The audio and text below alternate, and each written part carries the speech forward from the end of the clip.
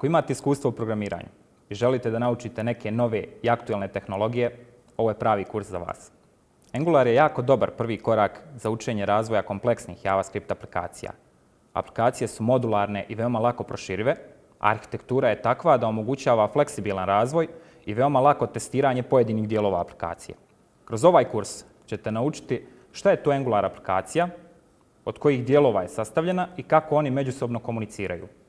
Tokom cijelog kursa razvijat ćete sopstvenu Angular aplikaciju, ugrađujući u nju postepeno nova znanja koja budete usvajali. Nakon kursa imat ćete jednu funkcionalnu aplikaciju koju ste sami napravili.